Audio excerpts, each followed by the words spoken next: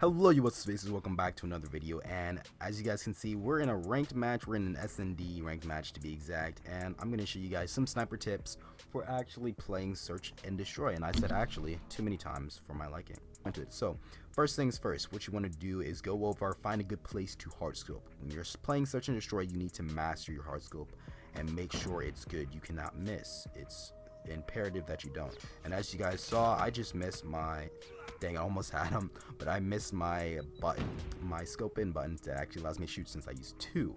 So since I do that, I actually can transfer from quick scoping to hard scoping very quickly, and I do love that, because if you use it the other way, the game kind of freezes you out a little bit. Now, even though I messed that up, and the reason why I messed that up is because I simply missed it all the first time, and since I missed that button the very first time, when I went to go get the second guy, he had a few more shots to get off of me. But here we go again. So when you're a sniper, you want to play your cards right. First thing you want to do, of course, is go over to a place and snipe. Now this is 50-50 sniping. There's a 50% chance that I'll get this guy. No matter how good I am, there's usually just going to be a 50% chance. Now once I do this, I have to make a second decision. I can stay here, scope in more. And yes, it was a good idea to stay in scope and more. Now, since my teammates are over there, I want to go ahead, move myself from this area. There's another teammate there. By seeing where your teammates are, you can get a grasp of where your enemies are. You can usually tell where an enemy is from where your teammates are. You kind of fill in the blanks. It's almost like a little puzzle, and that is another part of positioning or game sense. Now, because I angered those guys over there, I killed them twice, they're going to be coming back for more. Because when you kill someone using a sniper, you're really attacking their ego, especially if it's another sniper. Now, they're probably going to come and try to hit me from behind again, because, god dang it. I missed that one, I messed it up. I just had my gyro just a little bit too low. But essentially, yeah, they were going to try to come from behind because they knew I killed them from that spot the last time. Predictability is also a very good skill. It's weird, but it is, because if they predict me to go to the same place every time, they're going to try to come up with some countermeasures. And because I know that they're going to come up with some countermeasures because I'm predicting that they know that I will be there, I can go ahead and move myself accordingly. Now, because I did this, I'm a little bit off, and I'm not going to have the advantage of first come. Now I missed that right there, so let's wait, let's heal up. He's gonna still be waiting there for me, so the only way I'm getting, that's like maybe a 60-40 chance. I don't want to take that. No, there we go. Quick scoping is also a very good thing to learn, but that spot right there, I played it extremely bad. Okay, my target's over there.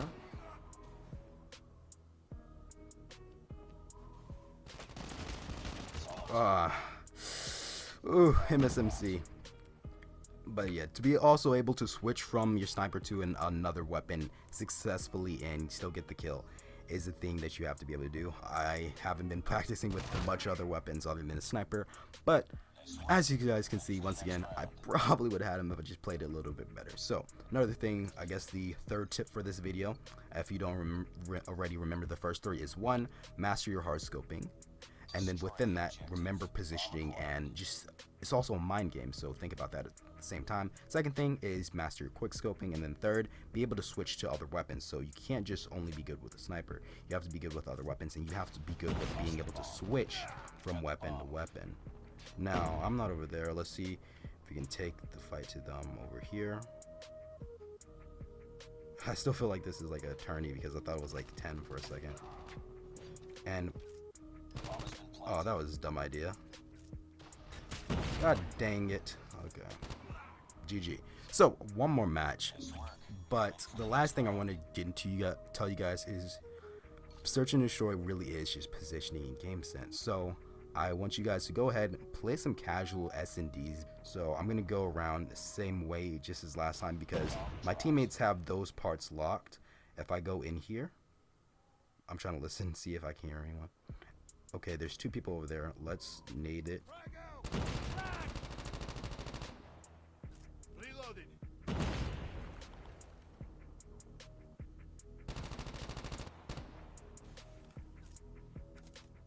Okay, one right there. Okay, well, we won. Okay, well, GG, we won, guys. And for those of you who stay to the end, I'm gonna have a few extra tips for you guys. I'm gonna get into it way more. First, hard scoping. Best way to practice it, go to Crossfire, TDM, play TDM. Don't play frontline, because yes, frontline there's more kills, so you can be able to get more kills, probably even nuke, but no, TDM, because you're gonna have to worry about people coming at you from behind, and that's how it's gonna be in rank. You can't just only worry about someone coming from you ahead. So play TDM, practice your sniping, living your scope. I'll have a link to my warm-up video which shows you how I do it. Now the next thing you guys have to master is quick scoping and really close range sniping. Best ways to do that is kill house and actually 1v1ing someone.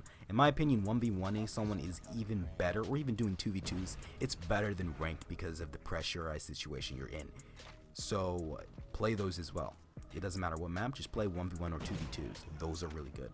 Now the third thing I'm going to get into is positioning, and as you guys could see, in certain situations I had to be in a certain place to actually get the kill. Now fourth thing we're going to get into, I'm going back to positioning because of how important it is, but fourth thing is being able to use another weapon and switching off to it. So another thing I want you guys to really have a good sense of, well, is your HUD layout. Be good with your HUD layout. But this button right here, the button that allows you to switch your weapon, is super important. It has to be in a great place where, one, it doesn't cover your screen, but you need to be able to click it easily and carefully, because you can't be going over a weapon to pick it up more than once, because that's going to lead you to getting killed. Positioning and mind games. So this is another layer to it. When you're a sniper, there's a lot of mind games that are going on. Positioning game sense, yeah, that's with everything, but I just feel like it's so fun to go and have a little mini chess battle with anyone you're playing with. Okay guys, so when I was on that ski lift and running up on hard scoping, that is one of the major ways that you can practice your positioning, and not even just positioning, your mind, basically outsmarting the other player, playing a mini chess game with your sniper. So here we go. So I run up, right? There's two people there. The first shot I hit, the second shot I missed because I accidentally hit the wrong button and I wasn't able to shoot, and then the other person had more time to get shots off of me. Now the second time, they're feeling confident, so they're gonna go back there again. I know that they're feeling confident because they beat me, so I go back there, and I knew I just messed up. I'm not actually bad. They're feeling confident because I lost. I went back, clapped both of them, stayed for a little while longer, because if I would have moved, I would have missed that other guy. I stayed just a little bit longer because I knew they were feeling confident. Now after I beat them and I took out both of them, their morale is a bit down. You have to think about this. It's all mind games and stuff. So there might be one guy that goes there, but the likeness of two people going there back again is very low. Now they may be like, oh, hey, he did that, let's all rush him. That might happen, very unlikely. Most people don't think like that. So I went back there again. I'm pretty sure there was just one guy. Now that there is one person, they know I have a power stance. I'm kind of putting a little bit of fear in them because of how fast I'm sniping them. They're going to try to get me from another angle, go around, or go in a different direction. I basically altered how they played by playing better. Now, since I know that I need to move myself into a positioning where I am going to actually be able to take them out and play better than them, and the best way to do that is once you get that first skill. So when you're playing a search and destroy, you're gonna go ahead, right, get the first hard scope kill, and you survive that, nice. If you don't survive that, it's a bummer. If you keep on losing those hard scope kills, go ahead and move to another location, because if you're losing those hard scope kills, let's say the first 3 rounds, you're gonna need to move because you're really messing up for your team. Don't stay and try to get the hard scope kills. They're really good, but they're really iffy. There's a 50% chance. So if you're not practicing your hard scoping and you're not hitting those shots and getting there first, then you're gonna need to move. But let's say you don't want to move, right? You can try to outsmart them, just slide to a different window or slide to a different vantage point. Get even closer, get in their face. For example, I didn't have to be at the ski lift. I could have walked a bit further, closer up, been right there. Now, by doing that, I'm in more danger because I'm not as far away and I'm not a tinier target. However, because I did that, I'm catching them slightly off guard. They may mess up, they may move their finger a little bit, they may get shakes, they may get chills. That's all of that stuff. Now, another thing you guys got to be able to do is keep your nerves calm. I know I'm jumping all over the place, but I'm just trying to give you all the information I know about this subject. So keep your nerves calm. Best way to do that, play high intensity matches, 1v1s, 2v2s, even try to go set yourself up for a tournament. you might shake and you might get really jittery, but you'll be fine once you go back to ranked because it'll feel like nothing.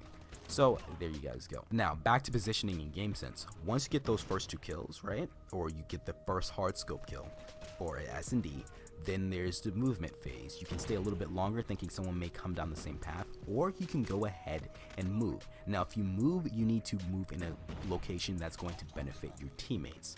And when you do this, the way to do this is to look at the mini map, see where your teammates are, and that's going to give you basically an invisible map where you have to infer where your enemies are.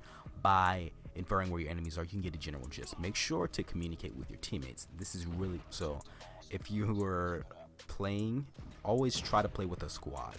That's going to allow you to get more kills and just be more reliable, because if a teammate of yours died, you can actually pinpoint where someone is, set yourself up to actually hit them. Now, I've said this so many times, but in every video I want to kind of restate this. Be behind cover all the time. So many people just rush out and don't try to stay behind cover. Cover is so good. You can do 2v3, you can do 1v3s, you can take out an entire squad if you have the right cover and good positioning. People want to try to be crazy, jump up and try to shoot someone, I don't know, do a whole bunch of crazy acrobatics. 90% of the time that's not going to happen unless you're pub stomping. If you do that in ranked, it's very rare, and even in comp, even rarer. And the reason why is simply because people's aim is just better. At a certain point in time, that level of people's aim in their game sense just gets to a certain level. So once that you hit that level or threshold, which we still haven't hit, COD Mobile is pretty new, what you're playing is a mind game. After everything's said and done, what you're playing is a mind game. And when you're playing a mind game is basically whoever thinks faster, play smarter, and yeah, you may have that little bit better mechanical skill, but that doesn't really matter because the level of mechanical skill is basically the same. So I'm gonna give you guys an analogy. You know how phones are getting cheaper now. You can get like a good phone for $300. Heck, this OnePlus 7 Pro is a great phone. It's, in my opinion, better than the flagships that came out alongside of it because there's no freaking bezel on it. I mean, there's no bezel and there's no giant camera notch. It was $700. $700 to about $700. Its competitors $1,000 to $1,200. The reason why they were able to charge that is the only reason is because they had their, I know I'm going all over the place, but it's because they had their notoriety. Apple, Samsung, they're known. That's the only reason is you're playing for name brand. But other than that, they can do the same. This phone can do the same exact thing as those other phones. Maybe it might not be able to do something like wireless charging, but it's the same concept. So now we relate that back to this game. Your accuracy may not be 100%, but that doesn't matter. If you can outsmart your opponents, get behind them, and a way to know you're outsmarting your opponents is 90% of the time, or like 50% of the time, you're shooting your opponents from the back of the head instead of right on. So I mentioned before 50-50 engagements. That's an engagement when you're taking a risk of 50%. You're not sure if you're going to win or the other person's going to win. An engagement where it's 60-40, that's the best way to go. Even higher is always better. Try shooting people from the side, from the back, behind. You don't want to go and shoot your enemies. You don't want to go and shoot your enemies head on, because if you're shooting your enemies head on, there's a chance for you to lose. And it's a 50-50 engagement because, as I said, at a certain level it caps. There may be someone super spectacular, but it doesn't matter.